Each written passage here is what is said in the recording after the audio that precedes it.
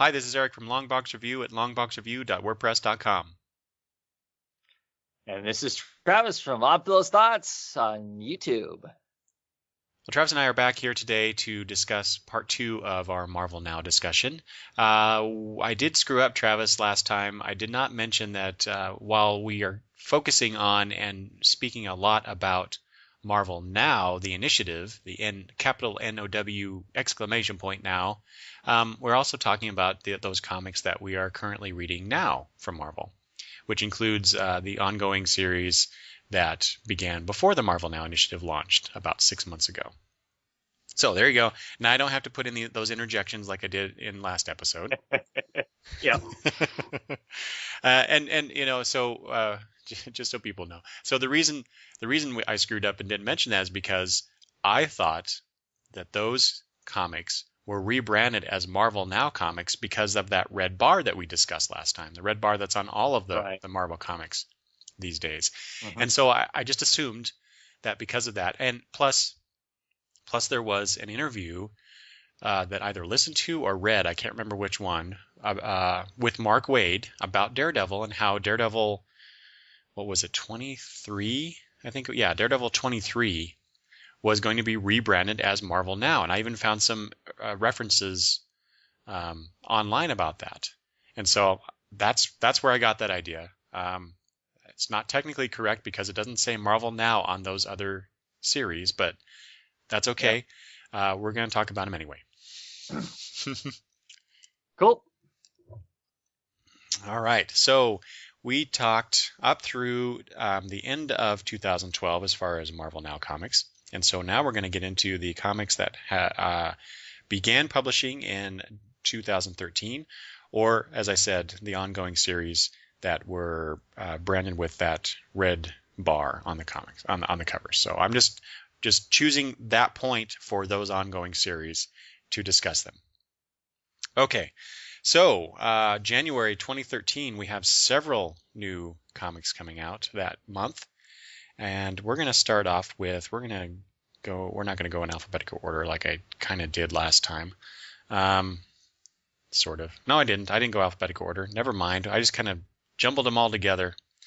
But let's start with Young Avengers, Travis, and you can talk about that one. But first, let's Young Avengers. This is by Kieran Gillen and Jamie McKelvey, and 3 issues have been published at this point.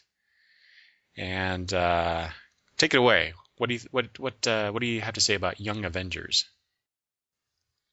Yeah, I am getting this book. I'm enjoying it. It's a little different. I like the creators that are on the book. I am a fan of their independent work. So when I heard 2 of them are getting together, I thought I would give it a try. I've also been looking for a young hero type team book because Teen Titans did not do it for me. So I wanted to give this a try for that too. And I'm amused by it. It has kind of a pop culture kind of a flair to it that I think goes well with a young, teenage super group kind of a thing. Of course, they aren't really a group yet. I don't know anything about the Young Avengers from prior. I mean, I know there was one, right? There was a prior creation of Young Avengers or something like that, right, before this. Don't really have any knowledge of them whatsoever. So I'm assuming some of these people know each other in some ways or another. I love the opening sequence for the thing. I'm a fan of Kate Bishop, the other Hawkeye. And so it was fun seeing her, even though we haven't seen any more of her really since then. But they keep bringing her up because she keeps texting some of the other people in the thing, in the group, which I find amusing. I don't know what I think about the actual bad guy that's in the story itself. And this you're referring to the alternate universe, right? Alternate universe mother of one of the characters. Right, who's somehow polluted everybody else. But are they alternate universe, or I'm confused now at this point. Are are they in their same universe, or did they move themselves to a different universe? Because how is it that everybody else is? I mean, because it's not just, or is she mutated? I'm a bit fuzzy on exactly who's the bad guy and how they're a bad guy. I guess are they brainwashed? Did they brainwash the rest of the Avengers, or have they molded the Avengers like they did? Oh, I see what you're saying. Yeah. Is it Teddy? Teddy's? No, it's not Teddy's parents. It's whose parents is Teddy's parent is the original creature. Now Wiccan's parents are kind of freaky mutant type people too, aren't they? Kind of. Anyway, Stepford I'm enjoying the ride. It's not like it's gripping, me like, oh my God, what's gonna happen next issue? But I'm enjoying it for the kind of fun that I want that kind of a book to be. As far as it being kind of somewhat lighthearted. I mean, serious stuff's happening, but their way of dealing with it and stuff I like. I'm enjoying. Yeah, the this, and perhaps longtime listeners of the podcast know this, but I love young hero books. Teen Titans from way back. I agree with you that the latest incarnation of Teen Titans probably isn't doing it for me as well. But Danger Club, I love that. And Young Avengers. So my experience with this was I wasn't even gonna, looking at all the Marvel Now titles that were announced and that were coming out, I was not even gonna to pick this up. Actually, had no plans to do so. But then I read the preview issue, preview story in one of the Marvel Point issues. I think it was Marvel Now .1. It would have to be that one, right? So I read that, and there was this little introductory story involving Miss America, and for some reason that just did it for me. I'm like, oh, that's what this is about. That's interesting. These characters and the attitude and everything. And so I thought, well, then I'm gonna have to pick this up, and I did. And I really enjoy the McKelvey art. I don't know that I'm familiar with his work beyond this title. I probably have seen it. I just don't know anything else. Do you know, Travis? He's been hopping around on stuff here and there. He did some Defenders for a while. What was that last run of books that Warren Ellis was going to be doing? I think he was on that for a little bit. He's been on quite a few Marvel titles, but he'll be on for 4 or 5 issues during a transition kind of a thing. Oh, okay. Between whatever else, but he's been doing that for a couple years now. I think. Huh. About the same time that Kieran came over and started writing for Marvel, he started getting work for Marvel too. Oh, so do they often work together? Do you know? I think this is the first time they've really worked together since their independent stuff. They did Phonograph, that series. Oh, for, that's where I know. Okay. Yeah, for Image, that's I think is their claim to initial fame anyway, and that's where they work together. I don't think so. I don't think that they've actually worked together again up until this point. I mean, I could be wrong about that, but I'm not aware of what that would be. So this is the first real project together with the two of them together again. Oh, see, yeah, Phonogram. That I read that first issue of one of the volumes, right? Because there's more than one volume of that, right? Yes, there is. Yeah. So I read I think the first issue of the first volume because it was free in Comixology, and I thought, wow, that's some awesome stuff. So one of these days I'm gonna have to pick up that volume and check it out. But okay, so that's cool. They've worked together and see that, and that's the reason I'm bringing this up, because it seems like they work well together on Young Avengers. Yeah. It shows, I think. I mean, to me, it feels like there's a great flow between the two of them. Exactly. And the characters, like I mentioned Miss America, so her, kind of her attitude is kind of her brash attitude is what kind of drew me Yeah, in. I know nothing. Yeah, I know nothing about that character. And of course, the I didn't last either. issue was the first one she actually shows up in as Yeah. far as the book proper. And I loved her instantaneously. Well, I guess she showed up briefly in a panel, but I loved her immediately as soon as she started talking. I'm like, oh, this girl's great. And you know, speaking of loving them immediately, Kid Loki. I don't know how you feel about him, but oh my God, I think it was in issue 3 where they're sitting in a club or a restaurant or something. Can't remember which one it is now. And they're having this conversation, and Loki's trying to convince, I think it's Wiccan, to let Loki borrow his power so that they can end this threat. And they're all in the club. Yeah. And you know, I think prompted more by Miss America than anybody. Because she reveals to the rest of the people that Loki probably isn't one to be trusted. but then there's that great conversation, and I tweeted about this because I think I took a picture of it and posted it on Twitter. But there's a great conversation or monologue really where Loki's saying, "Do you guys watch Game of Thrones? Yeah. You know the character? Oh God, what's his name? Tyrion Lannister? Yeah." And he looks at them with all this excited earnestment. Earnestment. Is that a word? If it is, I'm making it up. and says, "I'm Tyrion." Yeah. That was awesome. So that alone that sold the book, that issue anyway. That was like the best moment of that issue. So I'm really enjoying this. And the whole that's the one thing that I think DC does a lot better at in general is the whole generational aspect of heroes, the young heroes versus the older heroes inhabiting the universe, and Marvel hasn't really done that a whole lot.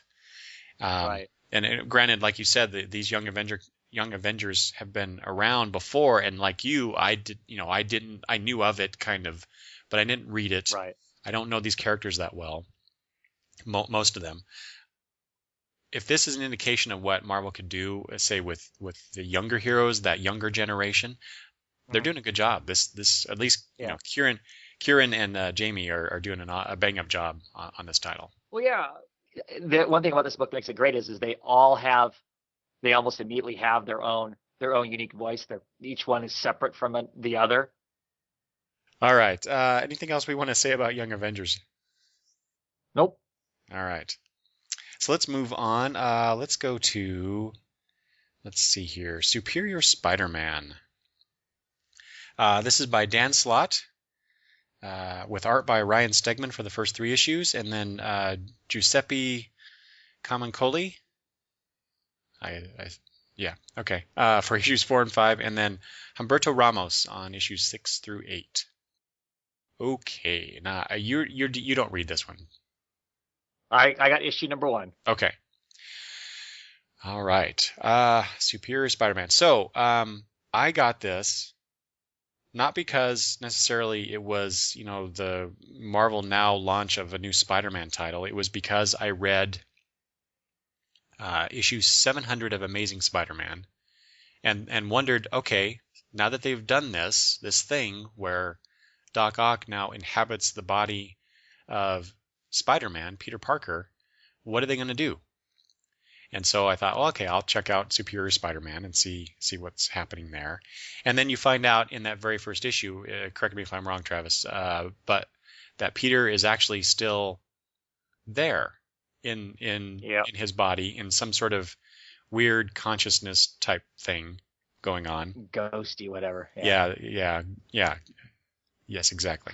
And on top of that he can exert some slight control over his body, which infuriates Dr. Octopus.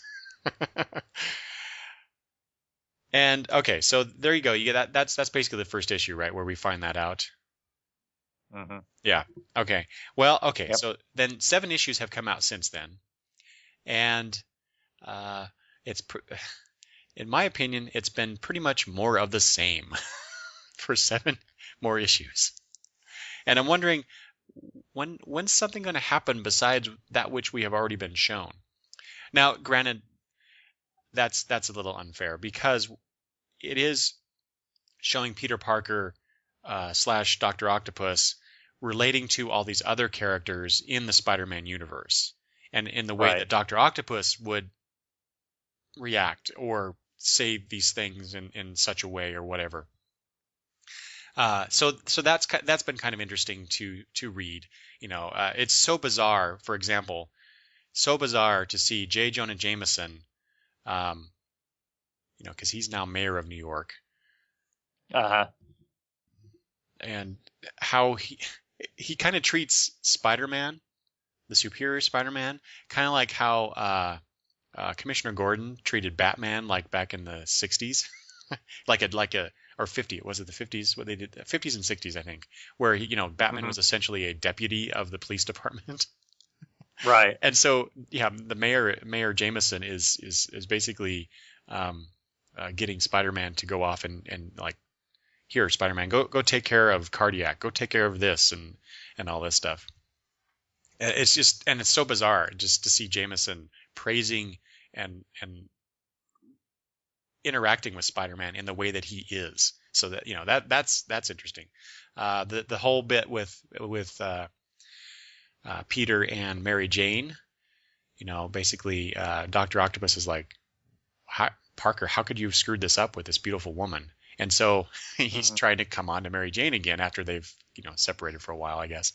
And then there's this new character, this one young lady, because Dr. Octopus realizes that Peter Parker never got his PhD, and there's no way that Dr. Octopus is going to live his life without being a doctor. Doctor, right? That's kind of funny. So that's good, and Dr. Octopus's reaction to, so I think wasn't it that basically Peter just had like one class or so many credits that he had to get his PhD. Well, the one professor in, I think it's an advanced physics class, is an old colleague of Dr. Octopus, whom Dr. Octopus has very little respect for, if any at all. So you can imagine the interaction there. Anyway, so there's this young woman that Octopus / Peter is getting help from, in terms of getting caught up in the class, and Octopus realizes he does need that help. He also needs to smooth things over with that professor. So that young lady, whose name I can't remember, has been helping him with that.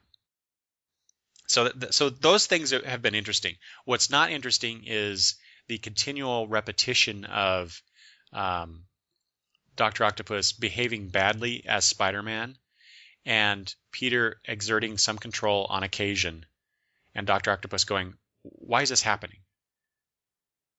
And it's only been in the last issue that I read, number 8, where Octopus starts to wonder, is this a possibility? And one presumes he means that somehow Peter's still a part of him. So 8 issues later. Yeah, 8 issues later. So, and then also, was it that I may be getting my comics confused, but I think it's in that issue where the Avengers call Peter to task for his recent problems in their eyes, where he actually he ended up killing one of the villains that he fought.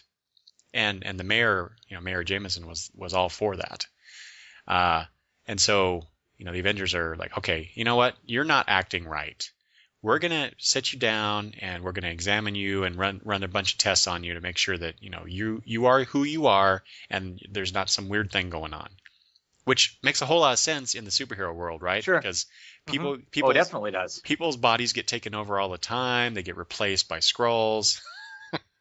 Yep. All this stuff, right? And so it makes perfect sense. Well, of course, Octopus wants nothing to do with that, of course.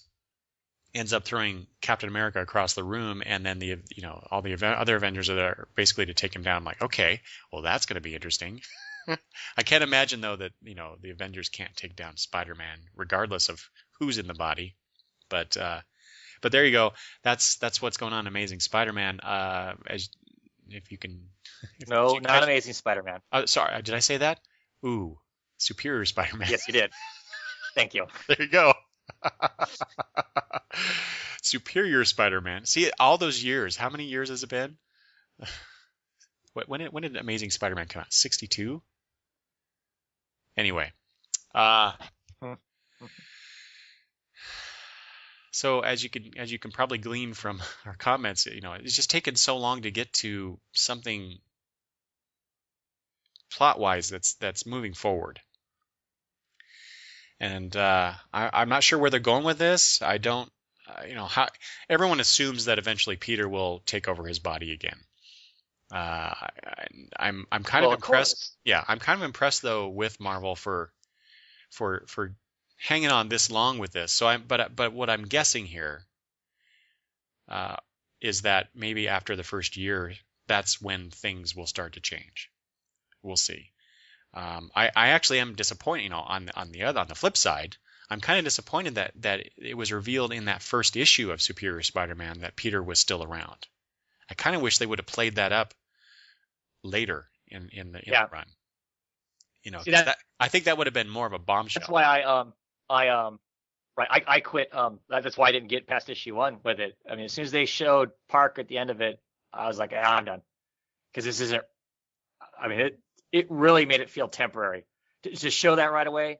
If they were showing that 5 or 6 issues in, give us, that this is what's making it happen, is that it's Parker.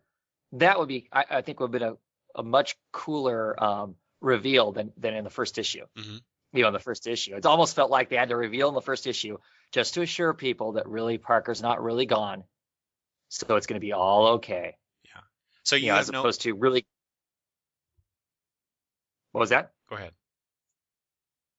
I mean, so there's no concern that Peter Octavius may end up being the permanent, Spider-Man. Mm-hmm. I mean, which we kind of knew anyway. I mean, obviously they're going to go back to Parker at some point, but throwing it in that first issue for me was a complete turnoff. I was like, no, I don't. How long? I mean, now it's just a matter of, we all have a bet going as to which date is it, issue, what number is it going to suddenly go back to being Amazing Spider-Man? Mm-hmm. And is it going to go back to its original numbering and all that kind of crap, Yeah. So Travis, do you have no interest in Octavius as Spider-Man? No, that's not true. When we start to talk of Avenging Spider-Man, I'll talk more about it there. Okay. I think the character can be really interesting.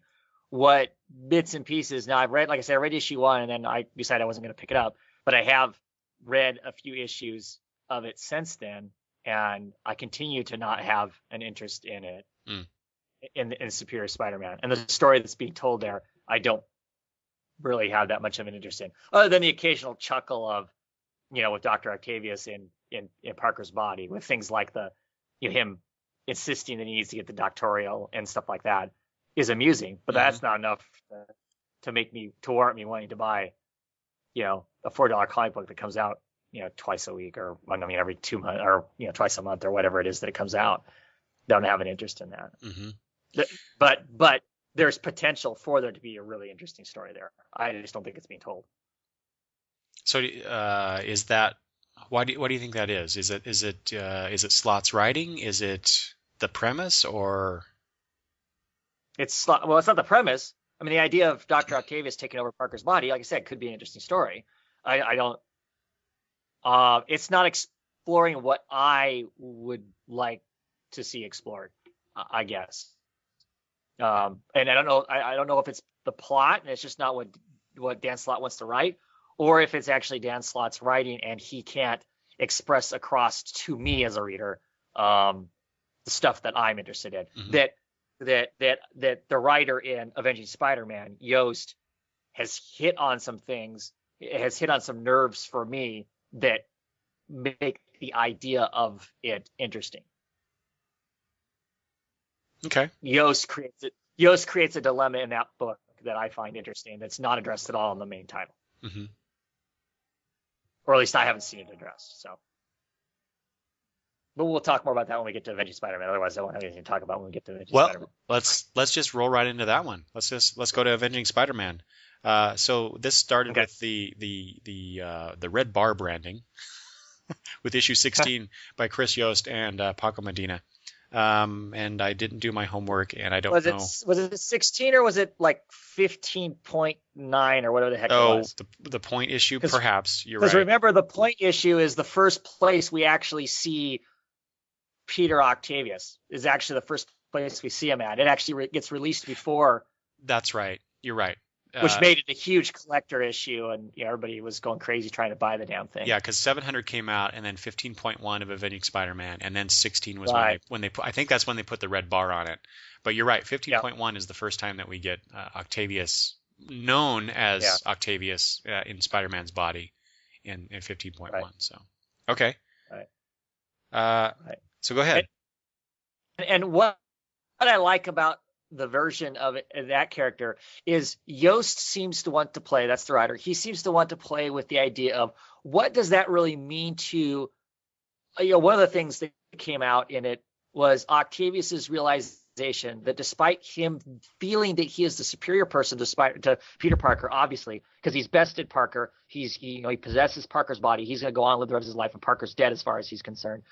But the reality of it sets in is despite him believing that he is so better than Parker, he could never beat Parker. He was never superior to Parker in so many ways. Parker always ended up winning out of it. Mm-hmm. And I like the exploration that seems to come across in Avenging Spider-Man, when he's not directly teamed up with people doing that, because like in the Avenging Spider-Man, he's always teamed up with some other group of people, which is amusing in its own sense. But when he's away from that, Yost seems to want to kind of, hit on that thing. And I find that interesting. Mm-hmm. The fact that if they were going to explore that long term in Superior Spider-Man in a way that it felt like they were doing that, I'd be much more excited about that book. Yeah. Just because to me that's a really interesting idea. Okay, here I am. I'm having to go through the motions of being this person that I supposedly despise, and I think I'm better than. But somehow over all these years, that guy that I think I'm better than has always managed to somehow beat me. He's always bested me. Am I really superior if this person has always beat me? And to me, that's an interesting story beat. Mm-hmm. And so something that they set up in Amazing Spider-Man 700 in that scene where Parker in Octavius's body dies, and they have they share these memories. And the setup there, that's also what drew me into Superior Spider-Man, because I wanted to see an examination of that, of Octavius trying to be responsible, to be that, taking on that greater responsibility and becoming the hero, right? Uh-huh. And I think that's what's been missing from Superior Spider-Man that is present in Avenging Spider-Man.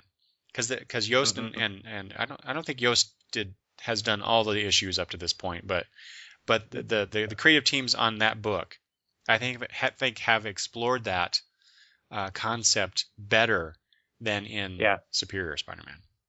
Yeah. When that's why when he teams up with Thor in a recent issue that I've read, Octavius thinks Thor's a blowhard and whatnot, and then ends up coming away from it, admiring Thor for what he did, for the actions he took to defeat the bad guy. And so, it's those little character bits in Avenging Spider-Man that make it worth it. Like I said, I'm not seeing that same quality in the Superior Spider-Man book. Well, right. And it makes me like Superior Spider-Man even that much less. Yeah. Because the other one has that, these moments that like, that's, if I'm not just wanting to watch, superheroes beat each other up, which I want more than just that, those moments are in Avenging Spider-Man, surprisingly, and they're not in the main title, which is where, for me, I think they really should be. And I've found Avenging Spider-Man fun just because even with the whole now that it's got Peter Octavius there, it's amusing. I mean, like the one where they're teamed up with the X-Men, where he beats the hell out of Wolverine. And they're all freaking out because, of course, that's not typical Spider-Man behavior. and they're debating whether or not they're gonna dig through his head to find out what's going on and whatnot. And he kind of finally turns to him and goes, "What? You haven't wanted to do that to him?" Yeah. And they're all kind of like, "Yeah, okay, you're right. We all did." I mean, it's just kind of funny. There's some funny stuff. I love the one with the FF also. When he has to babysit, he thinks he's being called in by the Fantastic Four to help them out, and he ends up he's a babysitter, and all the craziness that ensues there. I mean, it was fun.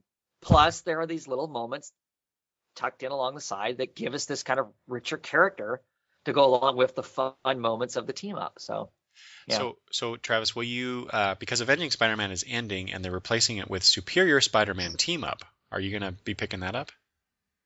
I don't know. I've already kind of decided with this title that because it's mostly a team up book and there isn't a lot of continuing continuity. It's not serialized really that much as far as a book goes. I have about decided that I would kind of like, I would look and see who he's teamed up with. If he's teamed up with somebody that I think might be amusing, I was going to pick it up. And if he's not teamed up with somebody that I'm really interested in, that maybe I won't pick it up.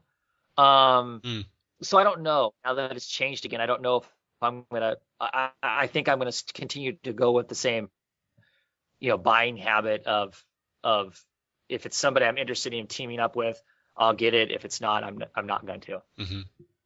Yeah, that's kind of how I was going to approach it as well. And I think the whole rebranding it Superior, that's just, well, it makes sense in a way because obviously I believe it was called Avenging Spider-Man to start with because typically he was teamed up with people who were in the Avengers. Mm-hmm. Yes. He was kind of doing solo things with them, so that made sense for it to be called that. So obviously he's been kicked out of the Avengers, right? Or I don't think that's happened yet, but it seems to be the writing on the wall. Right. So obviously you wouldn't want to keep that title named that way. So I guess it makes sense to call it Superior because Superior is what it all is right now. Yeah. I don't think it's really going to change the book though. Mm-hmm. I mean, as far as the book itself is, it's just a different name. My question is, are they going back to the old? Are they starting over the new number one? Do you know? I or believe is it just so. Going to go on the same? No, I think they're going to start off with a new number one. See, that's annoying. I think. I mean, what's the point of that? I don't know. So, at any rate, so I figured that's how I'm going to continue to purchase it. Will be based on whether I think it's going to be amusing whoever he's with. I find it interesting, Travis, that between us, at least, I'm really curious what other people would have to say about this. But the I'll call it a secondary book is in our minds better than the main Spider-Man book being put out now. Yeah, because you would would think I don't know. I don't know of that many people who are actually getting both. I mean, if they're getting one, they don't seem to be getting the other. It seems, but I don't know. Yeah, like I said, I'd really like to know what people have to say about this idea. Which one's better and why to you? All right. Anything else we want to say about Avenging Spider-Man? Nope. Okay, let's move on. This will be a real quick. We'll do this one, then we'll go to Captain Marvel. Savage Wolverine. I only got issue number 1. This is by Frank Cho. Did you pick this up, Travis? Nope. No. Cover looked nice, but yeah. Well, when I first heard about this, Wolverine is an interesting character in like a team book. I've never really been interested in him as a solo character book. So when I saw this and it's by Frank Cho, I'm like, well, okay, he's a good artist, right? And then the premise was, Wolverine finds himself in the Savage Land and doesn't know how he got there or why.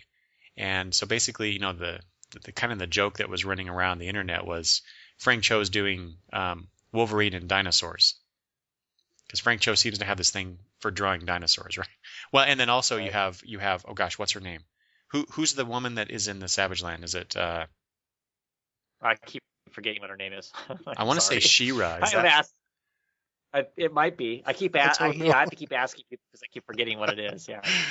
Okay. So anyway, so it's that character, and so you get this jungle babe character and dinosaurs with Wolverine.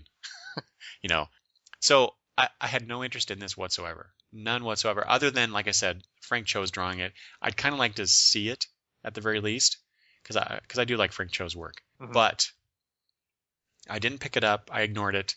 But then I started hearing people talking about it. And there were several people that on podcasts that I listened to who were going, you know what, this is actually pretty good. And so I'm like, okay, maybe I'm missing something here, right? So I decided, okay, I'll go buy the first issue and see. And I did. And I don't see what they see. I know I don't like to judge a series by a single issue, but it was pretty to look at. But that was about it. I don't see what. Maybe that was good enough. Well, I guess maybe. But it certainly didn't force me to buy issue 2 and beyond. So there you go. That's Savage Wolverine. It looks pretty. I don't know why it's so popular with certain people anyway. All right, let's go on to something else. And I'll let you talk about this first, Travis. This is Captain Marvel. I'll say Marvel branded, Red Bar branded with issue 9. This is by Kelly Sue DeConnick, and at that time it was Felipe Andrade doing art. And we're up to issue 12 on that series. I just read issue 12, and I'm all caught up on that. So tell us about Captain Marvel.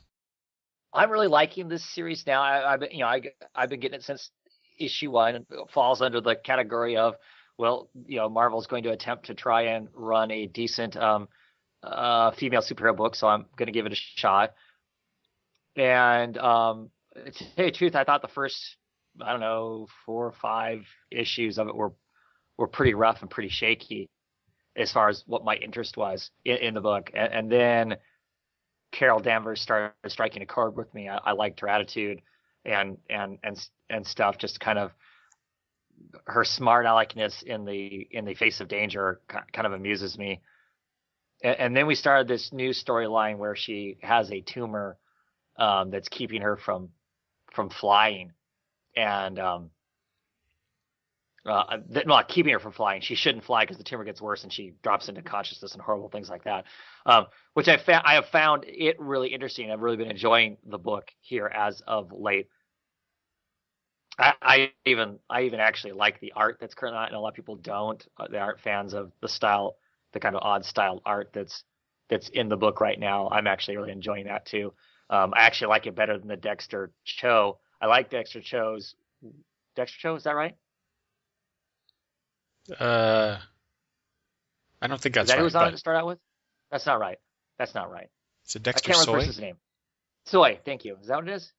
I think that's what it is. I'll look it up. To me, it just felt too dark. It felt too dark and underwater feeling for the book. I thought, as much as I liked the work, it didn't. To me, it never felt like it matched. The two matched up together.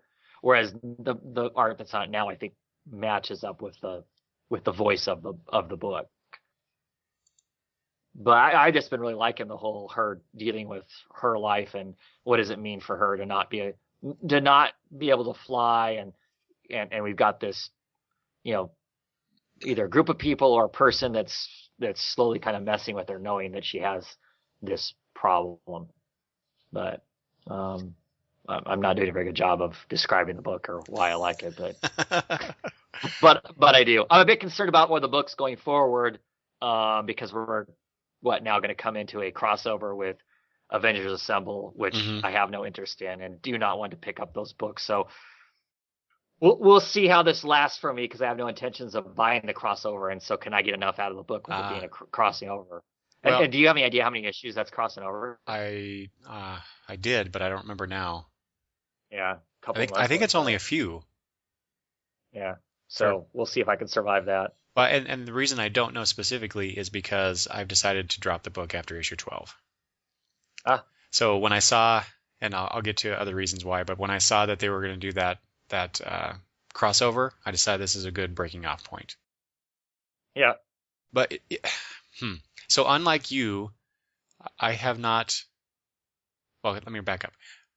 Like you, I didn't particularly care for Dexter Soy's work on. I mean, his art I think is okay in general. I just don't think it fit the tone of the book very well when it first started. But I did enjoy that story, that whole time hopping thing that was going on, and the examination of the female flyers in the book back in World War II, but involving aliens. I kind of like that story. And then when they bring on Felipe on there, I don't care for that art at all. I still don't think that the art reflects the tone of the book very well. And Felipe's art is a little too bendy armed for my taste, but I will say, I'm going to hedge my bets a little bit here. I will say I do enjoy that Marvel is allowing different kinds of artists to be on books that probably they wouldn't normally be on. Correct.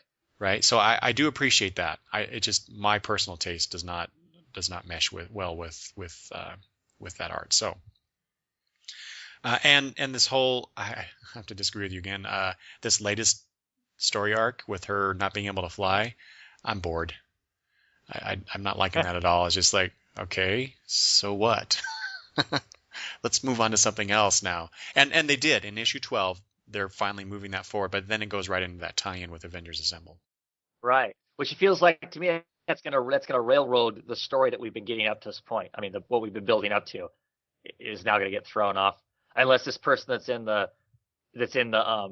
Captain Marvel book is going to affect all of the Avengers and the Avengers Assemble thing. Mm-hmm. Yeah. I have to admit, I am mildly curious what that's all about, and given the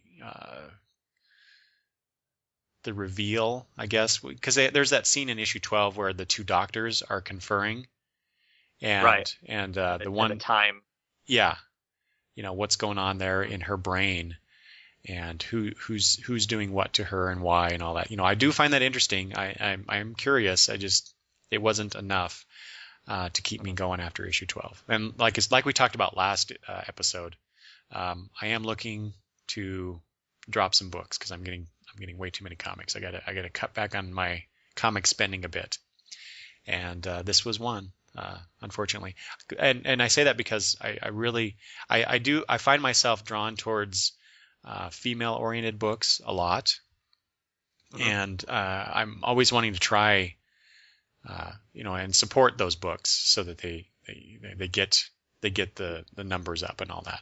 But right, unfortunately, this one is just. I'm not gonna continue to read a book just because it has a female lead in it. Oh, sure.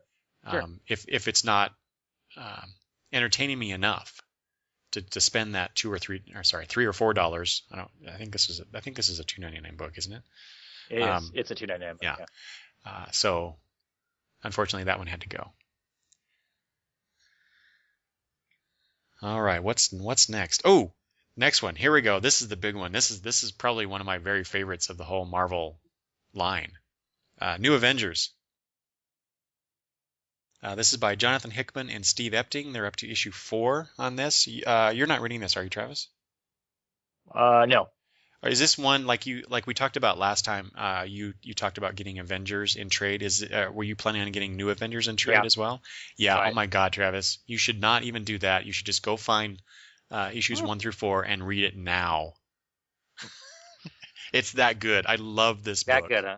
I love this book. This is my favorite Avengers book. And curiously enough, just a kind of a serendipitous thing is that before the Marvel Now, the old New Avengers title, which was the Luke Cage led Avengers, that was my favorite Avengers book too, out of the two, or out of the many that they have.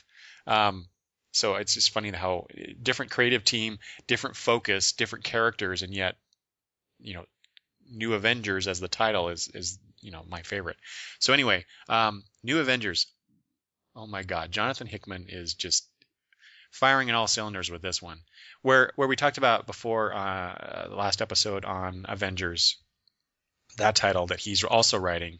I talked a lot about the big ideas that he has there, and just kind of like this cosmic level stuff that's happening that involve the Avengers. Right. You get the same kind of thing here in New Avengers because, and I'll get to that in a second. But there's a cosmic event happening here too. oh God, where was I going with it? But what's really cool about this is that there is a lot of focus on the characters and characterization, especially at least at the beginning here from Black Panther, because it does start out with him and his discovery of this cosmic event in Wakanda. And so what's happening is that universes are colliding, and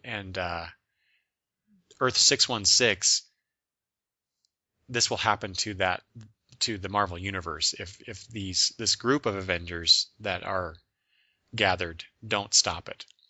And the group of Avengers that are involved in this are the Illuminati.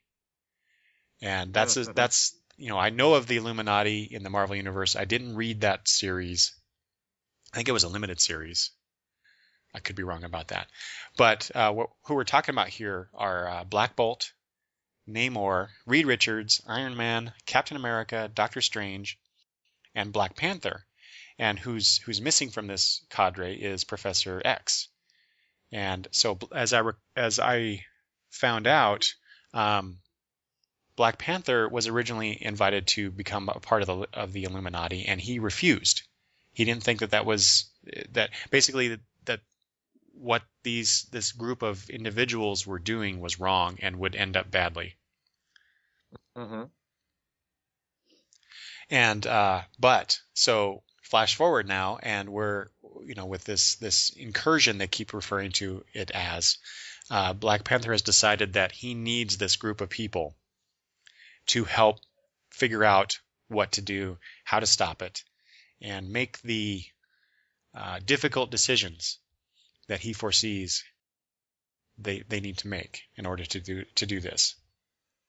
So they get together, and all of these guys possess the Infinity Gems from the Infinity Gauntlet, right? And right. They all get together and decide. Well, first of all, Professor X has one. Well, it turns out, since he's dead, they don't know where that gem is. Well, it turns out that I love this about comics. They just, or fiction in general, right? It's like, well, how do we know about this thing? And they throw in this curveball, right? And what happened was that Professor X told Hank McCoy about the gem and basically said, if I die, you get the gem, you take my place. And then wiped Hank McCoy's memory of that conversation until in the event of his death, he gets this code word that brings it all back to him. So anyway, so they get all these people together, and they get the Infinity Gauntlet. Oh, I'm jumping ahead. I'm sorry. Let me back up a second. So they discover this, like I said, this incursion. So something has happened in the multiverse, which has caused the multiverse to start collapsing in on itself. And two universes will collide and then destroy each other. And so they got to figure out what's going on there. They run into this character called the Black Swan, who came from one of the Earths that basically is this great image where you see Earth up above in the sky coming towards the Earth that we're looking from. And so this Black Swan and these characters came down to destroy that other Earth, to prevent the destruction of both universes. And in the process, these people end up killing some young Wakandans, and which of course ticks off Black Panther. They capture her. They're trying to get information from her. Like I said, the Black Panther calls all these characters from the Illuminati together. He and Namor have words, and this is these little character moments that I absolutely love. T'Challa is talking to Namor and says, "You have the blood of my people on your hands," and I'm not aware of what has gone on between Namor and Wakanda. But obviously something bad. So T'Challa continues, "So when this is done, when my wants have replaced my needs, I'm going to kill you." So these guys are not working necessarily together because they're friends. They're just working together because of the greater good. Or to keep each other in check, yeah. Yeah. Well, okay. I'm glad you're bringing that up, because like I said, okay, so then here we get caught up with the Infinity Gauntlet. So they Okay. decide, okay, we're going to use the Infinity Gauntlet to try and stop these incursions from happening. And so they do that. They get the Infinity Gauntlet, and they all decide that it should be Captain America who wields the gauntlet because he's the guy that can do this. Well, it goes badly, and they end up losing all but one of the gems, the Infinity Gems. They all but the Time Gem are destroyed. Nice. Yeah, and I thought it was kind of mean of them, but they kind of blame Captain America for it because he didn't, it's implied that he didn't have the fortitude to stop it using the Infinity Gauntlet. It strikes me you look at all the people that are in that group, that Captain America is a lot different than the rest of the guys in that group anyway. Exactly. Well, so what happens then? What's the fallout of that? Cap realizes that this group, these guys are, because that didn't work, because they're basically their last ditch effort, this powerful thing called the Infinity Gauntlet couldn't do it. They're going to have to make the hard decisions, and Cap, he's black and white. It's either wrong or it's right. Right. And so they're discussing allowing another Earth to be destroyed in order to save their own. That's essentially what's going to happen here. And Cap is like, you cannot do that. We've got to find another way. And these are some of the smartest people on the planet deciding that there is no other way. So what do? They mind wipe him, Cap. Oh my gosh. Yeah. Wow. Yeah. So all this stuff I've talked about alone, that's just crazy cool stuff to me. I will say though, it seems to me that Hickman is doing his best Crisis homage, I guess, because the mind wiping thing, that's from Infinite Crisis. Was that right? That was the one where we find out that Batman was mind wiped, right? And to go even further back in DC Crises history, the incursions that were shown, it's universes kind of merging and collapsing on themselves. That's totally Crisis on Infinite Earths. And Earths, right? That's what I thought of. Yeah. Yeah, and when they cross over into the other unit, or I'm confused. I'm not sure if they're crossing over into the other universe or if it's just this interspatial area where the two universes are starting to collide. Yeah, kind of like a bleed. Yeah. Well, it's all red. It's not like the red skies that we saw in Crisis necessarily, but everything has this red hue to it. So it really reminded me of that. But I think it's just a really cool concept. You have this internal conflict between the characters. You have this Black Swan character that they've captured and they're interrogating. Reed Richards is trying to talk to her and get information from her, and she's an interesting character in and of herself, and just the whole thing that T'Challa is going through with this being part of this group that he refused to be a part of before because the greater good requires it. So just that whole idea of how what's good and what's bad, and who gets to decide that. It's just like this is just amazing stuff. Sounds cool. You should not wait. Just go buy it, Travis. Pick it up. It's good. I really love this title. Every month I'm looking forward to reading that one. All right. Let's move on. Let's go to February comics from Marvel. And of this group, there's only one that you are currently reading. So I guess I'll start off. I'll start off with the easy one, because I only got one issue, and that's Guardians of the Galaxy. I got the 0.1 issue. This is by Brian Michael Bendis and Steve McNiven. I decided that I wasn't going to pick up Guardians of the Galaxy in general, just because it's just another book. I need to cut back, so I didn't get it. But I did for some reason order the 0.1. I think I decided I going to get that issue and then decide if I wanted to pick it up, regardless of the thinness of my wallet. And I have to say, if this is what the ongoing series is like, I probably should have picked it up, but because I really did enjoy it. It's kind of the origin story of the character that is in the ongoing, because it goes, you get this Kree guy coming down and he crash lands and he ends up on this farm with this woman, and they eventually have relations and she gets pregnant, and anyway, the Kree warrior ends up, and it takes years because he's trying to repair his ship, and he ends up leaving, and then she has her son, and then these aliens come down and find out that he's there, and so they completely destroy the farm, and now that I'm describing the plot, it sounds really not that interesting, but but I did enjoy the story. I liked the characterization between the mother and the Kree. See, this is the problem. This is probably why I decided. Oh, and just to mention it, the Steve McNiven art is awesome. He excellent work there.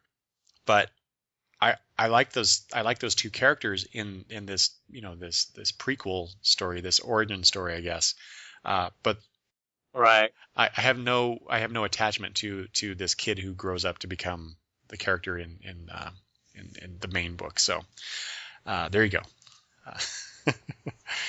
And partly it's because these Guardians of the Galaxy that they have these days are not the Guardians of the Galaxy that I grew up reading. Right. And I kind of miss those characters. Not that they shouldn't, play around with who's in, this group of people. But I just I didn't really read the other Guardians of the Galaxy, and so I have no attachment to them, whereas I do the old ones. So nothing really there. I will see the movie though. If they eventually do get that made, I'll go see it. Yeah. But other than that, I have no interest in the comic. So there you go. That's one issue. Let's see. Let me go to Uncanny X-Men. We talked about all new X-Men last time, and now we get what I refer to as the companion book, Uncanny X-Men. This is also by Brian Michael Bendis, who seems to be writing a lot of books, and art by Chris Baccello. So, where all new X-Men, the focus is on the young original X-Men in the present time. This Uncanny X-Men is the focus on Scott Summers and Emma Frost, Magneto, and some others who, coming out of the events of Avengers vs. X-Men, they are rebuilding the Charles Xavier School under Scott's leadership. And so basically what's happened so far, and wow, I realized I did not write down how many issues of that have come out since the launch. Well, let's see, February, March. 4. So 4? 3. 3 or 4? Yeah, okay. I just read the one where Magic, who's also part of this, is on the cover. And great cover art, I have to say. I'm not sure if that's Baccello or somebody else doing the cover art, but great covers on that title. Anyway, so what they've been doing is going around because of the whole Phoenix thing that happened in Avengers vs. X-Men. There are mutants popping up all over the world all the time, and so they're going out and collecting those mutants and asking them to be a part of the school. And they're not forcing anybody to do it, but because of the way things have rolled out of Avengers vs. X-Men, there's a lot of distrust for mutants, a lot of downright hatred. So we're getting back to that idea of mutantism in the Marvel universe. Yeah. So basically, these people feel like they have no choice but to join these X-Men because the humans. Safety in numbers. Yeah, exactly. Mm-hmm. And at the same time, you get the ongoing interaction with the other book. So if you're reading both books, All New X-Men and Uncanny X-Men, you actually end up reading a lot of scenes again, but from a slightly different perspective. So where like an all new X-Men, it'll be from Kitty Pryde's point of view, that conversation that she had with Scott Summers. You kind of get it from her point of view. Well, and on Uncanny X-Men, you get it from his point of view, kind of thing. That may not be the actual events in the books, but that's kind of how it's presented. You see bits of dialogue that you've already read in one title, but you get additional information. So it's an interesting way that Bendis is tying this stuff together and weaving the plot line and the character interactions between the two books. So, and I originally, like I said, with All New X-Men, what drew me to this one in particular was this is the story that I wanted to see. I wanted to see, coming out of Avengers versus X-Men, I wanted to see, where does Scott go now? How does the world react to Scott still being out there, still doing his thing? Right. Considering that he killed his mentor, his father figure, whether or not he was unduly influenced by the Phoenix Force or not, this thing happened.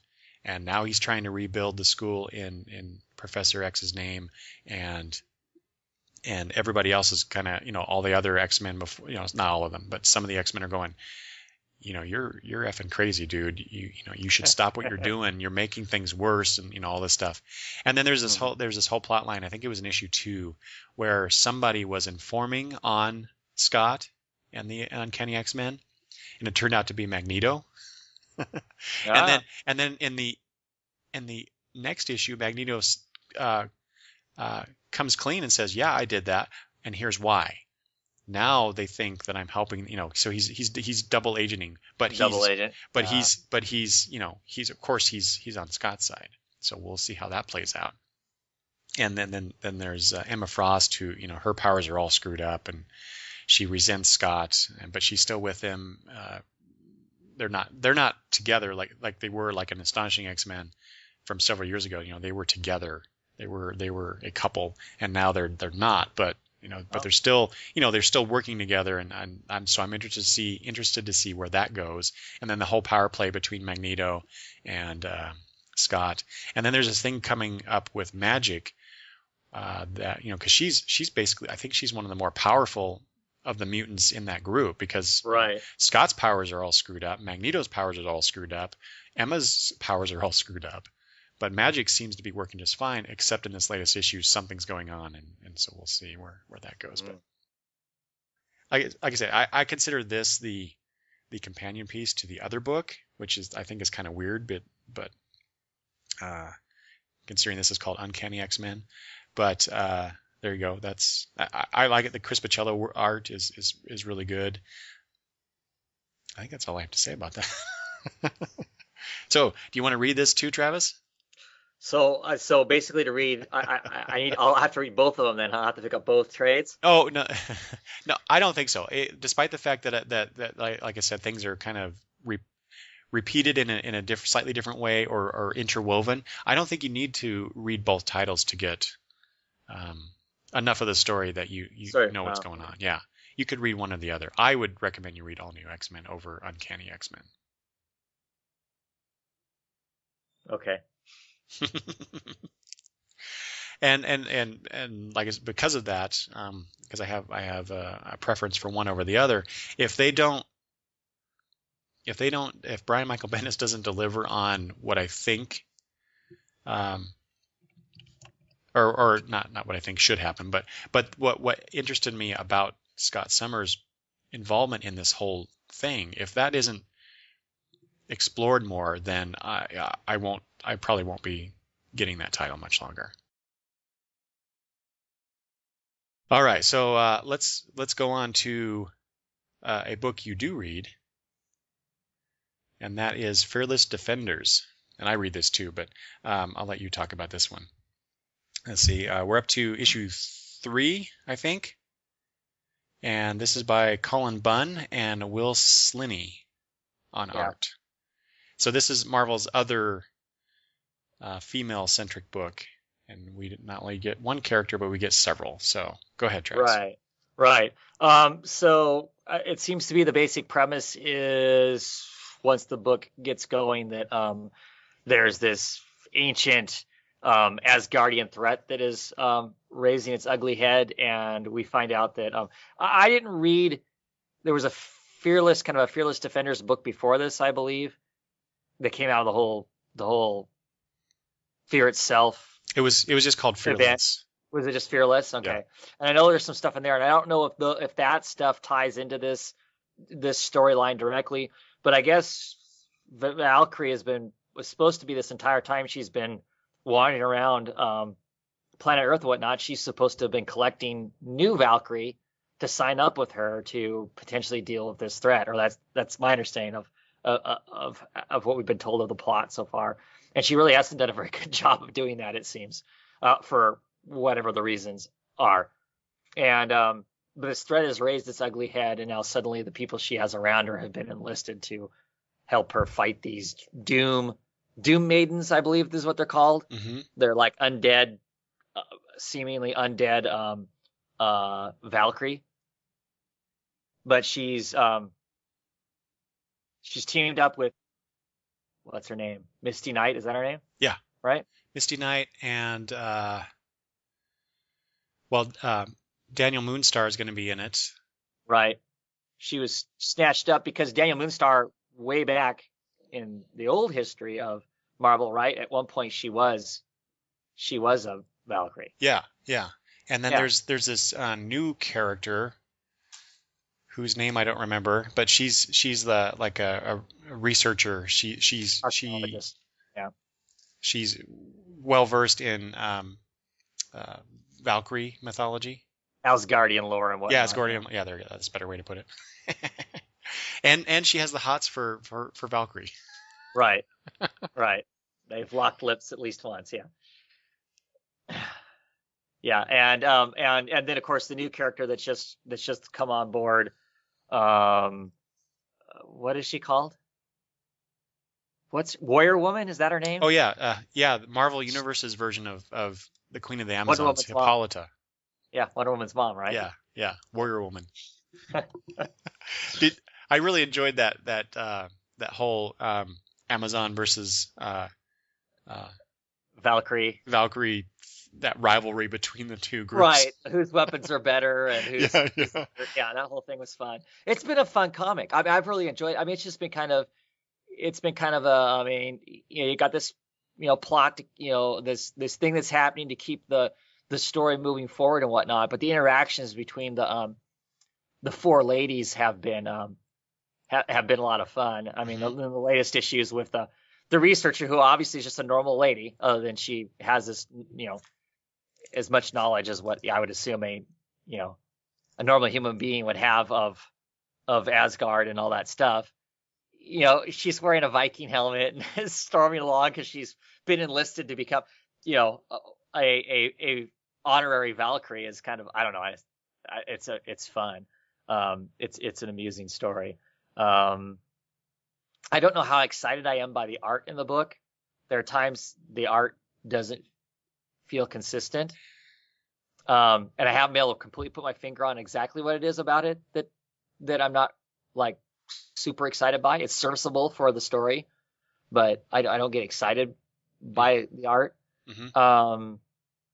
But so far, yeah, these four ladies, well, five whenever Moonstar gets she's in bad shape right now, so she's not really injecting a whole lot into the story. But I think it's gonna be fun. I mean, it's fun so far. I'm at least gonna write it out this first story arc and see what happens after that. I'm interested in it also because they've kind of talked about, Marvel and Cullen Bunn have talked about the fact that it's basically going to be a there's some core people to the story, but it's going to have, depending on what storyline's going on, it'll have different other Marvel female characters, show up and be in the book for a while and kind of thing. So that whole premise of it sounds like fun too. Well, and that fits the history of the Defenders name as well, because there always seems to be this core group of Defenders, but then they would bring characters in and out. And Valkyrie used to be a part of the Defenders, if I remember correctly. Right. So it's a nice tie-in. I was kind of skeptical of this comic when it was announced. It just seemed like Marvel was like going, "Hey, we could do female books too." Right. For sure. But given that, Cullen Bunn was writing it, I figured, well, it's not just lip service here. This, he's a good writer. He can do this. And I have to admit, I have been pleasantly surprised at how much I've enjoyed the characterization of these people in the title, with maybe one exception. I don't particularly care for Misty Knight. She's a little too, I don't know, I want to say 70s film. Yeah, she's a little too her trope or something. Yeah, she's a little too stereotypical of the thing. I mean, I understand there's some. You embrace that to some degree, but we're not in the 70s anymore. I mean, unless she really is antiquated back to that time. I mean, you almost feel like there should be that, Shaft kind of music being played in the background every time she's doing her thing. Yeah, it's a bit anachronistic to me. Right. Yeah, a little too much. Yeah. It's fun, but I can, it could be maybe toned down a bit. I don't know, but I just wonder why she's stuck that way. I mean, but the whole group's kind of that way. I mean, obviously Valkyrie is what she is. She's not a modern woman either, quite frankly, because she's, because of what she is. So they're all kind of strange in that sense. That's true. But Misty's been living in the normal world, living other than obviously what she is, living up-to-date life. So yeah, her being a throwback seems strange. Mm-hmm. Yeah. I'm looking at the issue 3, Travis, and I'm looking at that first page, because Marvel's been doing this. Basically, the first page has been kind of a recap, right, of what's gone, which I kind of like that. But the art here with the two characters, Misty Knight and Valkyrie, if you look at that, and art, it says right there on the page, art by Will Slinney. It's not like pencils by him and ink by somebody else, or colored or whatever. And colored by Veronica Gandini. So this is Will Slinney doing the art, colored by Veronica, and then you turn the page and that is not the same looking art. So right, what? Why is we took time on that splash page because Yeah. they use that same page for every issue. That is the opening page for every issue, and at least since issue 2. Yeah. It's beautiful. I mean, this is gorgeous art. Yeah. And the covers too. I'm pretty sure Slinney does the cover. Oh no, sorry. Nope, Mark Brooks did the cover for this issue. I was gonna say they've had some fun covers. I love that issue 2 where it was the action figure of Moonstar. Yeah. And I think a cover coming up, there's another one coming up that's going to be that way, of action figure like Valkyrie and whatnot. Those are awesome. I mean, that's just cool. Mm-hmm.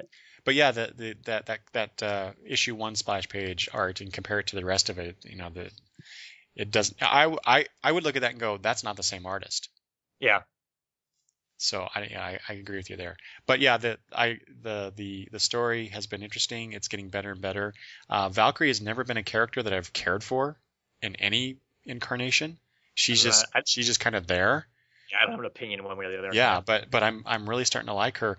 She doesn't quite have a distinctive personality to me. And that whole bit with the revelation where she kind of was just living her life and not doing her mission, I found that really interesting, and because you don't normally see that. Someone I see her. She's a mythological figure essentially, right? And so you these kind of characters usually go on these quests, and they're never deterred from their quest, and yet she has been a lot. Yeah, that was kind of cool. Yeah, and so that was different. I kind of have to question, well, if this is a male character, would that also be the case? But yeah, I'll just set that aside for the moment. Because and the reason I bring it up, because I've been doing that, and I'm way behind, but I've been doing that gender through comic books online class. Right. And so it's been really calling attention to me, the depiction of, and I also just watched that Independent Lens episode on PBS about Wonder Woman and feminism. Yeah. And so I'm right now I'm kind of hyper conscious of how female characters are being depicted in comic books. And so, I just had to wonder about that. But Hippolyta is she's just bombastic, Oh and yeah. the our kind of the stories as seen through our eyes. That character, her name is Annabelle Riggs, by the way. Hmm. Just her wide-eyed surprise at everything that's going on around her. She's caught up in this whirlwind, and Hmm. she's just some researcher, some scientist person, and she's caught up in this all these fantastic events, and I dig the characters, and I'm really curious to see what they're going to do. Like this first story arc I find interesting. I just want to see where they're going to go with it after that. Right. Yeah. Once we finish the story of this is what it takes to bring the quote unquote team together and give them a reason for being, what comes after that? Hmm. I mean, and this feels like a lot of new comics that are starting out. When you get a new comic that's a team comic, you have to have a reason for them being together, and so we're getting that reason. How long is that? How long is it going to take to get past this initial reason, and then what happens after that? Oh, I'm always curious about that from a storytelling standpoint. What comes next after that initial team building kind of a thing goes Hmm. on and stuff. So Yeah, but, it's a good book though. People should check it out, I think. yep. Uh-huh. What do Give it a you shot. think of the those little sidebar things where Cullen Bunn is introducing the characters all the time and giving those little like one line descriptions of them, or one or two lines? What do you think of those little interjections? I don't mind those at all. I mean, they're fine. I mean, it's another way to add a little bit of character. Maybe it's a cheap way of adding a little more character to it. I don't know. They don't bother me. That opening page always pisses me off, but Why because is I think it's that? a waste of. I think it's a waste of a page. I think it's completely a waste of a page. I mean, comic books get smaller and smaller. Less pages and less pages all the time. So pages are a premium for my dollar. That's a wasted page. If you're a decent writer, in my opinion, you should be able to work into every comic if need be. If you have to explain what the heck's going on, you should be able to work that into the comic without having to waste an actual page of movement on that. Well, okay, but Marvel comics are 20 pages for the most Uh-huh. part, right? This is a 20-page comic, and that Okay. does not include this first page. If you count all the pages that include actual story, actual content, that's 20 pages, and then you have this first page. Oh, okay. I So guess I did. I guess that was part of my 20 pages. you're not getting ripped off there, but I can see your point. It's kind of, like I said, I don't mind this catch up thing when it's useful to me. Obviously, there are Uh, times where I just like the Daredevil one. I just skip I don't that read first. them. I don't read I skip it on that one, but Hawkeye. I don't read it. I don't read it on. yeah, it's interesting to think about why Marvel is doing that, especially since they double ship a lot of their books. So you would Right. think the people who are picking them up, they don't need that reminder. Maybe Well, I think the idea is you put it in there so if a quote unquote new reader is yes, picking up at some random place, they can read that and be up to date enough to then read yeah. whatever's there. So And my response is I don't think any of their plots and are so deep and convoluted that you can't pick it up and kind of figure out what the hell's going on. unless you're reading a Jonathan Hickman book. Well, then you're doomed. The catch up page isn't going to be enough to help you either. You Yeah. should just wait and buy it and trade. Right. All right. Okay. Let's move on to the next one. We got. Oh, I guess just two more books to talk about, Travis, and then we'll wrap Yep. it up. Also came out in February is Daredevil number 23. That's the re-red bar branding of that. This is by Mark Waid and Chris Samney. And before Chris Samney, we had Paulo Rivera doing fantastic work on that. I like Chris Samney, but I really, really liked Paulo's work on Daredevil. And if I remember correctly, our first best of episode, best of 2011, we chose a Daredevil cover, or one of us did, Yeah. for our favorite cover of that year. So, and that was also by Paulo. Old man. Hmm? Well, who was that on the cover? Yeah, you're right. I was trying to think of who was on the cover, but can't remember now. Yeah. Did you want to talk about Daredevil? You stopped reading this, didn't you? You were picking up for a while. I read the first arc and then I quit getting it. Okay. And I know everybody keeps telling me I'm crazy for not You're still getting it, but you're go crazy. ahead. Yep. So no, I'm not getting it. Yeah. Okay. Well, okay. So talk about that first story arc that you read. And, what did you like about it? Why did you drop it? Well, I like the whole idea of them starting over, and I like the idea of them turning into more of a action adventure kind of a comic without it being, because I mean the Daredevil character since from I think from Frank Miller's run on, they've basically ran that guy through a giant meat grinder. The character, it's like they just keep bringing him lower and lower and lower, and it's like how far into a hole can he possibly go? Yeah. And I'm pretty sure that's what they were doing, before this relaunch, that it was just, they had exposed his identity and he was a bad guy and all this stuff from my understanding, so, I was excited to get on to a book where they're going to, make him kind of more of an upbeat kind of a character for all whatnot. I buy into that. That's awesome. That's great. Started reading the issues. They were fun. I was enjoying them.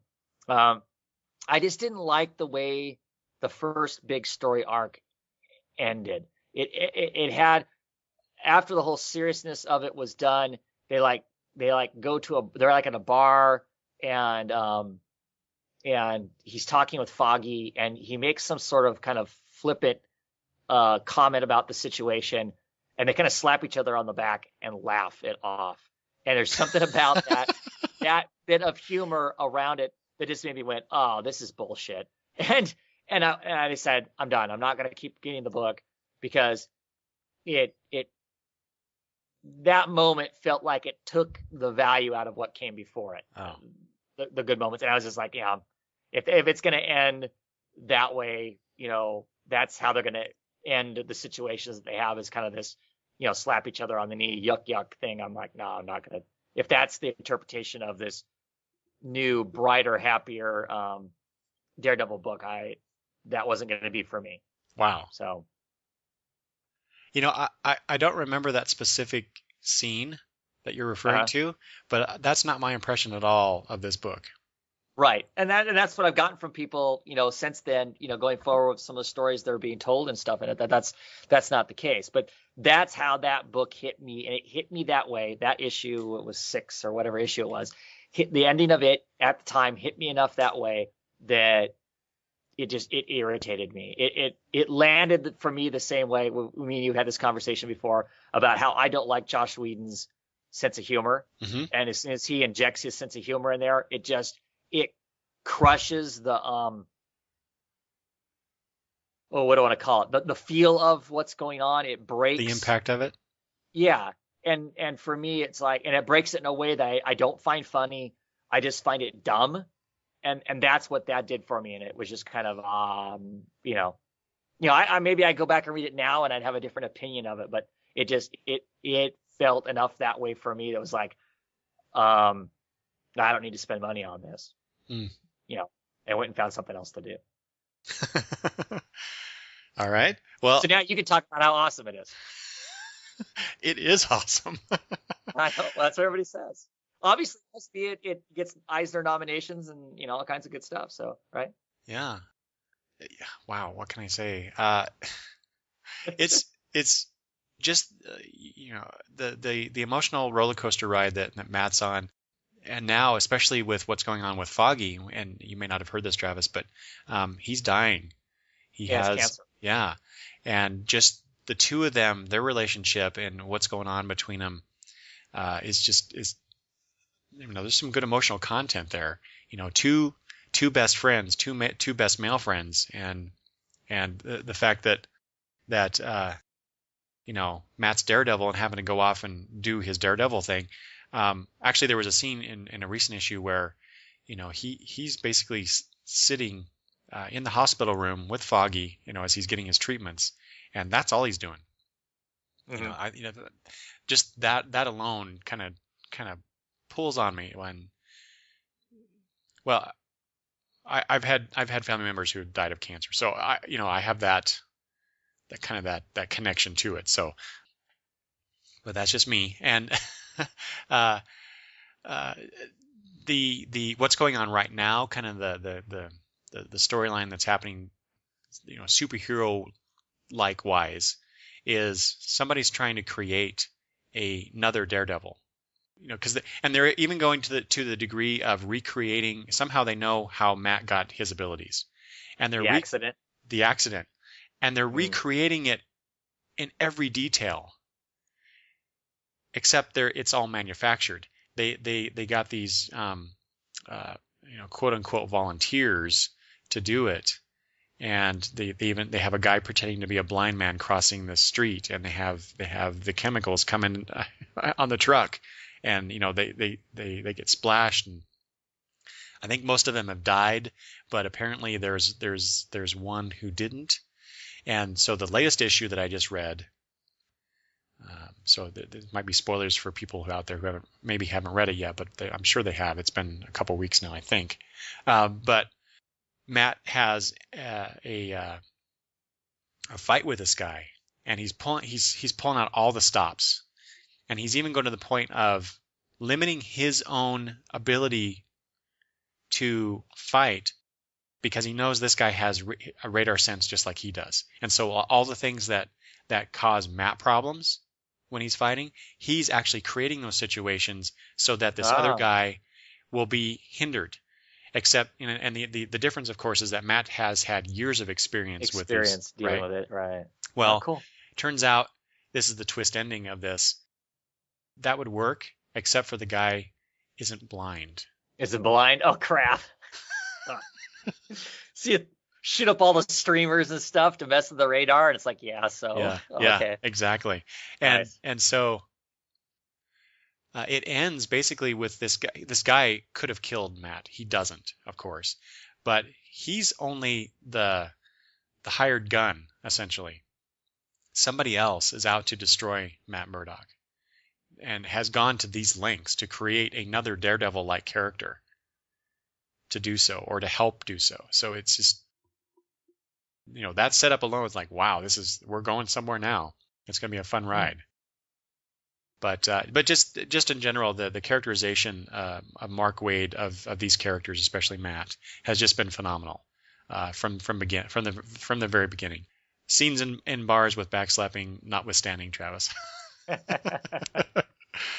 Just excellent work. It continues to be one of my favorite titles to read every month. But then again, I love Daredevil, so it's not hard to please me with Daredevil with a good creative team behind it, and I think that's what we have here, quite a bit. So there we go. That's Daredevil. You should be reading that, Travis. Oh, I know I should. It's definitely something I'm going to be picking up in the trades to get myself caught back up with, and then we'll see from there what goes forward. But yeah, I've heard nothing but good stuff about it.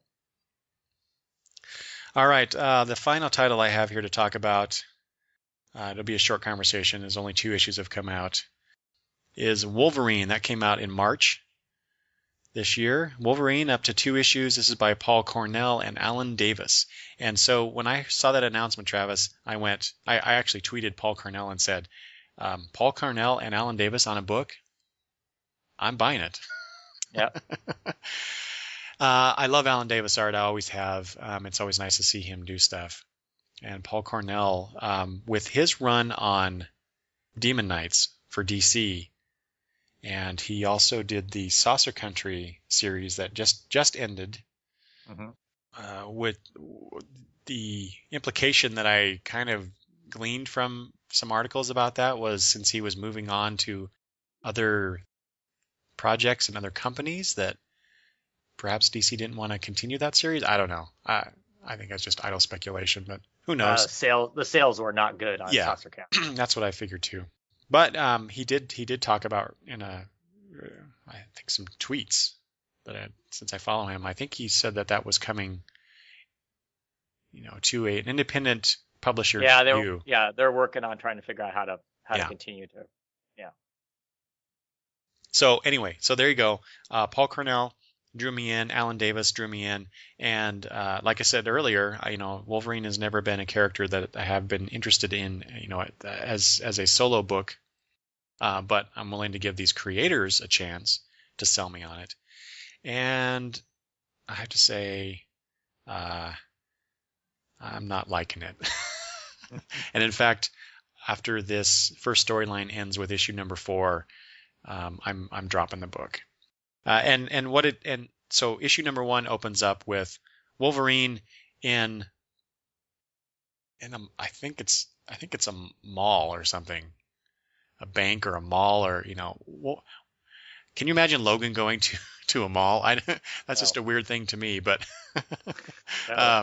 anyway, but he's there, and there's this one guy with this alien-looking ray gun blasting people, and if you get blasted, you get vaporized. There's just your skeleton left. Mm-hmm. And so he's trying to stop that, and he ends up getting blasted himself. But fortunately, he can heal.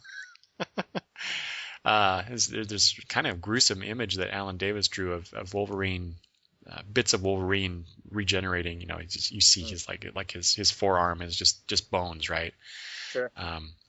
It's just kind of gross for Alan Davis, but then Wolverine stops the guy, but then I don't know if it's the gun or if there's some sort of force that possesses people, because it goes into that to the guy who was doing the shooting. It goes into his son, and the son picks up the gun and starts shooting people. Well, then Wolverine ends up stopping him to a certain degree, and then it goes into this other guy. So there's this whole mystery of what is this ray gun? Why are people behaving this way? And the Nick Fury Jr. character shows up in issue number 2, and Wolverine is he's on a mission to stop this since he got involved in it. And I think that's all I have to say about it. It's not. I expected more, I guess, based on the creative team on it. So I don't know if it's really that poor of a story, or maybe there's something going on behind the scenes editorial wise that is forcing this in this way. I don't know. I honestly, I don't know Paul Cornell's work well enough over the long term, over the large perspective, to really tell if this is indicative of something that he could do or what. But like I said, I would not recommend this one. And there you have it. Yeah. All right. So Travis, let's talk Marvel now. Let's talk Marvel in general. Just because we open up on the last episode, talking about what Marvel now, from the words of the guys in charge, what Marvel now was supposed to do. Were they successful? Or is it too soon to tell? It's only been 6 months. I think it's too soon to tell. I think your litmus test is like a year, isn't it? I mean, that would be for me. Has it been? Well, I guess the question is, immediately, is it successful? It's successful in a sense that for a company, it's successful. Sure, they're back on top, right? They pulled back all the market share that they lost. Are they bringing in new readers? I'm sure they're bringing in some new readers. Well, us. For sure. Right. And I'm reading more than I was. Definitely. They brought us in when I was only reading maybe one. Definitely. I was reading Daredevil before that. Was I reading anything else? Well, I'm definitely picking up titles I would have never picked up. Yeah, exactly. Otherwise, without doubt. Yeah. So, I mean, it's like, it's success. I mean, I would say it's successful on that level. Are they? I mean, obviously successful on the fact that all they did was swap creators on some of these books. Let's see, what were the other part of their kind of mission statement of what they plan to do? Is it giving us all new stories that are just, so different? And I don't know about that. I don't know that this is anything that's, I don't know that they're breaking any new ground with the books that they're writing. Mm-hmm. And depending on who you talk to, this has made some people just as angry as the New 52, reboot. There are people who are really pissed off that since, Avengers versus X-Men, now you've got all these books out there where you've got Avengers and X-Men in the same books together.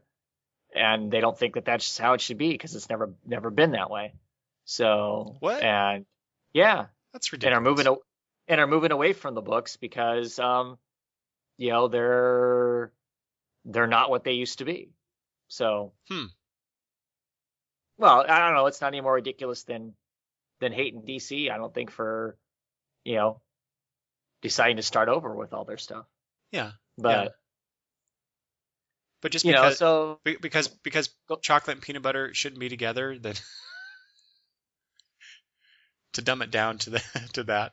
Well, sometimes it's a matter of you want something new, but you don't want it that new, or you don't want it at the consequence of what you're comfortable with. Mm-hmm. I can't explain it. Yeah. I can't explain it further than that because I certainly don't have that connection with the Marvel books. I mean, I can kind of more understand it with the DC stuff because my more familiarity with that. But I also know that the books are always going to change and they're always going to stay the same in some sense or another. So you embrace it while it's there and try and find the good stuff and leave the bad stuff alone. My question was around that when people would make those comments is, would it be okay if it was written well? Really the issue is that these stories aren't capturing what you think should happen if you took X number of Avengers and X number of X-Men, smashed them together, and they decided that they had to be a team together for the greater good of what that represents. And are they just not writing that well enough to make people to make it viable, to make it I accept this in what my brain considers the reality of the Marvel universe. I don't accept these people being this way, but if they acted this way, if they were put in a team together, then it would be okay. So I don't know. Well, I think certainly we already touched on this, but I think it's successful from a business standpoint in that they are recapturing the market share that they lost because of the New 52 and other factors, not just because of DC, but they've done that. They've certainly got a couple of new readers like us, people who are familiar with the Marvel universe, who used to read Marvel comics more than we did in the recent past, and I'm now buying a lot more Marvel comics, and in fact, some of my favorite comics to read every month are now Marvel comics. So I think it's a huge success that way. I agree with you definitely on, like you were talking about, like Uncanny Avengers, right? Is the execution of the idea done well enough to warrant that mashup? I guess that we're talking about that specific title, but and I don't think so in that case. But like we talked about all new X-Men last time. That idea, we didn't think that was going to work out very well, and a lot of people have responded in the positive with that. You got just the different takes on the different creative teams on some of these, like Brian Michael Bendis now moving from Avengers over to X-Men, the X-Men universe, and how well that's going. You have Jonathan Hickman taking on the Avenger books, and I've already talked about how much I enjoy those. So at the end of the day, you and I can only really talk about our experiences with it and our impression of what we are reading or hearing from other people. But to me, I think overall Marvel has done a pretty good job at selling Marvel comics with this initiative. Sure. And if that's our litmus test on what's successful, then yeah, But I do agree with you. This is just 6 months in. What's it going to be like? 6 months from now, or a year from now, or a year and a half from now, and we're just getting that now with DC coming up on the this fall, coming up on the 2-year mark. They lost the market share. I think sales overall are up for them. They lost market share to Marvel because of this, and there's other factors, like I said, involved. From a longtime fan perspective, and maybe it's unfair to even talk about that because I am a longtime fan of DC Comics and those characters and that universe before the New 52. I feel a little disappointed in how things are or where things are going and how things are being done. But I don't have that connection with the Marvel universe. So right. This Right. is it's quite different to me to evaluate how well Marvel's doing in terms of how I feel DC is doing. Mm-hmm. But I do know, as they said in their press release, this is not a reboot, and it certainly isn't to a certain degree. But given, like I said, we talked about this at the end of last episode, but the lack of continuity between all these stories, it feels like something very different overall. Right. If you look at everything here, this is a weird Marvel universe, and you don't know where you're at with any one book necessarily. Yeah. So I can see if you are a longtime fan of Marvel Comics, that might be as disconcerting as what's happened in the New 52 for DC fans. So Yeah. Well, and definitely I've talked to some old fans that really most of what they're reading was Marvel. They weren't that interested in DC. They read DC now because of the New 52 launch. And of course it doesn't bother them because of course they don't have that long history with the DC stuff. So they're reading all this DC stuff, with fresh eyes, and it's entertaining and all that sort of stuff. And they're finding a lot of the Marvel stuff more and more unpalatable because it's just not what it's what they're not used to. what. Well, yeah, it's not their universe anymore. It's completely changed. It doesn't mesh and whatnot. And yes, if you're a continuity person, I think it's 100% right now with the way these books are running. And granted, I don't read a lot of the books that really, encapsulate a large chunk of the universe, like those Avengers books, those X-Men books. But none of the stories that are going on in there, how they connect to each other or how they can work in the same place at the same time, like the one that's got the Illuminati, for instance, in it, and these worlds are clashing together. How come that isn't reflected in some sense in the other books? If it's that big of a threat or whatnot, is everybody else just so horrifically unaware of it that they don't know that's going on? Really? So yeah, it does. They kept their continuity, but they don't care about their continuity. Is that kind of what we're seeing? I think so. Yeah, it's probably a good assessment of it. So what difference does it make? Whether you kept it or not, if you're going to basically at the same time ignore it. That's what DC's doing. They're ignoring what they don't want to use and making new stuff. They were just bolder about how they went about saying that's what they're doing. Mm-hmm. They dared to use the word reboot as opposed to relaunch. Well, and DC also has a long history of rebooting their universe since 1985, right? So yeah, it's just something that DC does. Marvel doesn't do that, so they do a different way of reinvigorating their line. Right. But it was just a dream. It was clones. I don't know, whatever the current thing is. We've been reading comics for a long time. We've seen a lot of things happen over the long term, and both companies have done similar things over the years. Oh, sure. This is just another in the long line of trying to get eyeballs on their comics. Well, you got to revitalize. You got to revitalize all that stuff. Nothing just goes on successfully, really. Forever. Just leaving it alone. It can't. It's something either you do creative changes, you put a villain in the hero's body, you do something to get people talking and interested in the book, negative or positive. You have to do that stuff. It doesn't matter which of those companies are. If you're talking a long-term product, you have to do something. Whether you put a new banner across the covers or, it's just like any product is that way, you have to rebrand it at some point, in some sense. And that's what they're doing. Yeah, exactly. And so I think that the difference, like I said, we've been reading comics for a long time. We've seen these things over the course of the years. The interesting thing more recently is that how Marvel did this, DC's done it, obviously. It is a branding. They're making it a thing. Whereas I think before it was they just did it. They didn't. They may have talked about it. So and so's coming on the book. It's a new direction. This blah blah blah blah blah. They just did it. It wasn't like this big company wide. We're going to do this big thing here. So I just point that out. I think it's interesting that DC and Marvel, in some way somehow feel they have to do this big splashy We That's really the parent companies. we really mean that we really mean business here on this thing Right. that we're announcing. So I think that's the parent companies. I think that's the parent companies and the new beast that these two comic companies have become over the last, so few wait. years. So you think Disney and Warner Brothers are behind this stuff?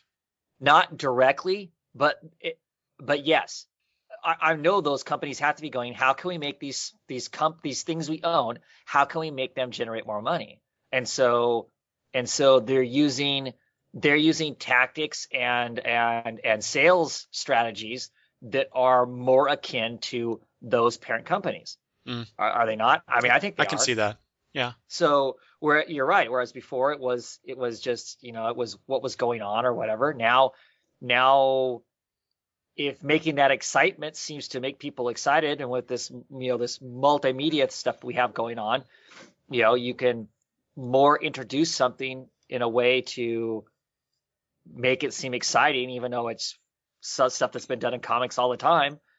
Now you make it into an event, the fact we're changing creators or we're doing this or whatever, it's news now. Whereas, back in the day when me and you were first reading comics, it wasn't really news per se, because there was no way to put it out as news, to brand it as something, to brand it as a thing. Mm-hmm. Yeah. And now they can. Yeah. Well, yeah. Like, it really all boils down to getting more people to buy their product. Sure. In whatever ways that they can. And in some cases, we get really good product, and others, obviously, not. So, yeah.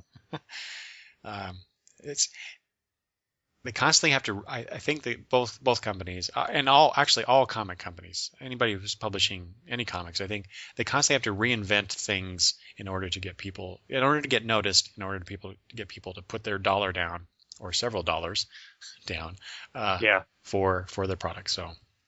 And I'm happy to be a recipient of that on occasion. Mm-hmm. Okay, let's a couple more things, Travis, and then we'll get out of here. We did this on the last episode. Out of this collection of comics that we've talked about, what do you think is the best one that you're reading? What's the best comic out of all of them? Yeah, so we talked New Avengers, Superior Spider-Man, Young Avengers, Avenging Spider-Man, Captain Marvel, Fearless Defenders, Uncanny X-Men, Daredevil. And I won't mention the others because we either read one or we're not reading it at all. So, you mean Hawkeye? Well, that was last time. I'm talking about just this time, just this group. I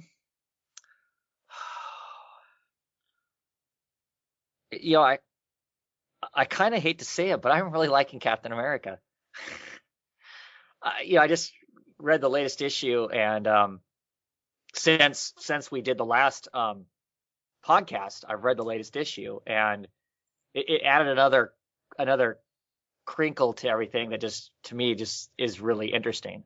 I'm still not excited by Ramada's artwork, but there's a character in it, Jet, that just really, her sudden obsession with Captain America, I just find really intriguing, and it's kind of captured, since reading that book, that's kind of captured my attention, and is still lingering in my brain as to what that might all be about. So, but that was, we talked about that last time, right? We didn't talk about that this time. As far as this time, I think the book that Fearless Defenders, I think that's the one I'm having the most fun with. I think I'm going to have fun with Young Avengers too, but I think Fearless Defenders is would be the first book of that group that I would tell other people to buy. Mm-hmm. Okay. Let's see. I will choose New Avengers for this group, for all the reasons I stated before. But it's only 4 issues, but there's so much in it. Such grandiose ideas and such interesting character interactions. It's weighty material for 4 issues, and it's done very well by everyone involved on the creative team. So. Overall, if I had to choose one, wow. Out of all these books, New Avengers, Hawkeye, and Daredevil are the ones that I constantly go to as my favorites. Boy, I don't know. How about the Marvel now? So the now it'd be, Oh, it'd be okay. New Avengers. Oh, I definitely. mean, the ones that are actually. Actually, Marvel Now, New Avengers, definitely. Yeah. Hawkeye, though, man, I don't know. Yeah. Because I get different things from those three comics, and they all fulfill Right. Different an stuff. entertainment niche within me that it's hard to choose one of them. Hawkeye is just so much fun. Yeah. So it's easy to pick that one, but I think again, I was so excited to come this morning and talk with you about New Avengers because it's just just blows my mind this book. So yeah, I won't choose one. I'm gonna leave it at that. Oh, I'm gonna cheat. Oh. All right, if you put a gun to my head, I will Spineless, choose. yeah. I will choose Hawkeye. I agree. All right, so everybody should read Hawkeye and New Avengers and Captain America. And don't read, what did we say? Don't read Wolverine, I said. That's about it, isn't it? No, Savage Wolverine. We didn't. Neither of us cared for that. So Wolverine appears to be the common denominator. Wolverine needs to go away from the Marvel Universe. There you go. That's my controversial statement for the episode. There you go. Send hate mail too. That's right. And in fact, you could send hate mail too, although I'd prefer non-hate mail. But you could leave feedback. Send email to longboxreview@gmail.com. You can leave voicemail at 208-953-1841. And then there's a myriad of other ways you can get a hold of me. Just go to the feedback page at longboxreview.wordpress.com. Travis, anything else that you would like to add about Marvel now or little now before we get out of here? No, I think so. Surprisingly, there have been some great books. I'm glad they did. I'm glad they did this because it opened up an easier opportunity for me to jump in some other books and see what there was. Yeah. Perfectly said. Well said. I would agree with that 100%.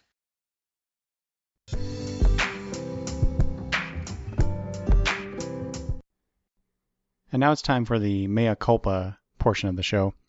I made a few mistakes in the episode, and I wanted to correct those.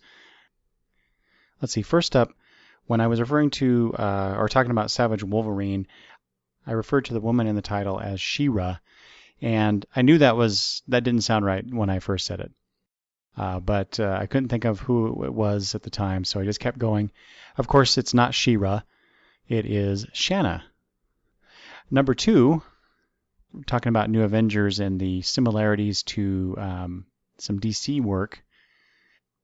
I talked about how Batman was mind-wiped in Infinite Crisis, and of course that was incorrect. That was Identity Crisis. DC's had so many crises, it's hard to keep track of what happened during which one, so that's what I'm claiming anyway. And then finally, in regards to Guardians of the Galaxy, I kept referring to the lead male character in the story as a Kree, and he's not. He's actually Jason of Spartax, not Kree. All right, so there you go. Those are my 3 mistakes, and hopefully I didn't make any others. If I have, please let me know. That's it for this episode. I hope you enjoyed our talk about Marvel Now. Thanks for listening.